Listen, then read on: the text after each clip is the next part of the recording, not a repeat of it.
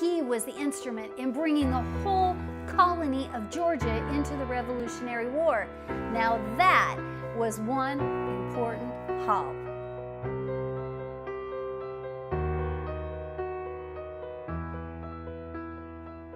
Lyman Hall.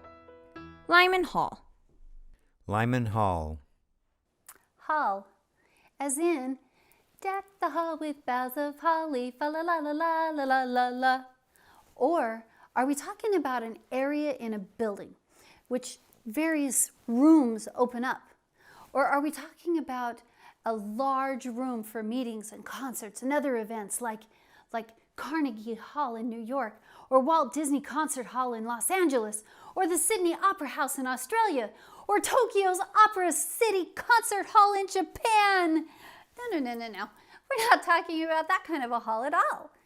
What I want to tell you about is a wonderful man named Lyman Hall. He was a delegate from Georgia. Well, actually, he wasn't really from Georgia. Lyman Hall was born in Connecticut about the year of 1731. According to the records of Yale, he graduated in 1747 with a degree in theology at only 16 years old. Unfortunately, Lyman Hall was very outspoken and eventually got removed from the congregation of which he was the minister. But he had a backup plan to study medicine and become a doctor. In 1752, at the age of 21, he moved to Sunbury, Georgia, which was in St. John's Parish. Both his person and his property were exposed to a great deal of danger there, from his location being so close to the Creek Indians and the royal province of Florida, because Florida at this time was a royal province under British rule. Well, as the anti-British sentiments started to grow, he became worried about the impending conflict, and he desired to unite the colonies, because we know that a house divided can't stand, but a house that's united is strong. In the parish of St. John, they entered with great spirit into the general opposition of the country against Great Britain, while a majority of the inhabitants of Georgia entertained very different sentiments. So widely different were the views and the feelings of the people of this parish from the inhabitants of the province of Georgia generally, that almost an entire separation took place between them. We're talking about a separation of church and state. Well, in this case, we're talking about a separation of church and colony.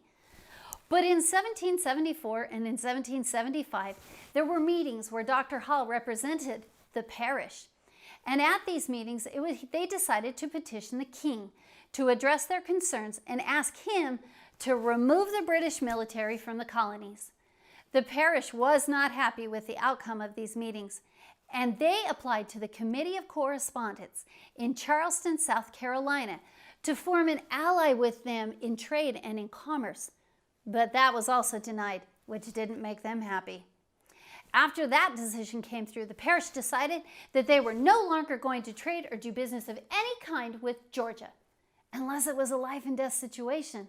And even then, it had to be under the direction of the committee.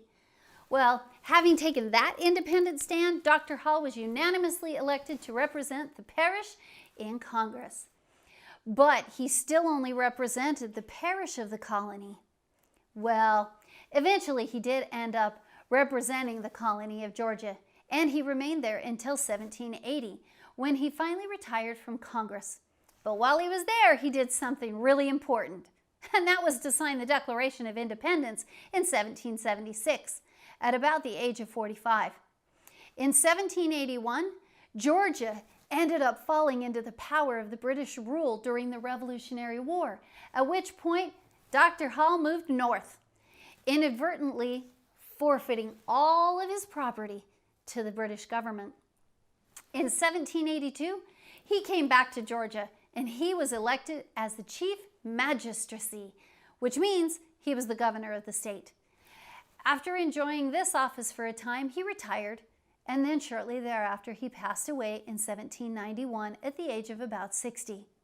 Dr. Hall, in his person, he was tall and well proportioned, and in his manners he was easy, and in his deportment dignified and courteous. He was by nature characterized for his warm and enthusiastic attitude. In his mind, he was always active and discriminating, passionate in his own feelings. He possessed the power to excite other people to action. He was the instrument in bringing the whole colony of Georgia into the Revolutionary War. Now that was one important Hall.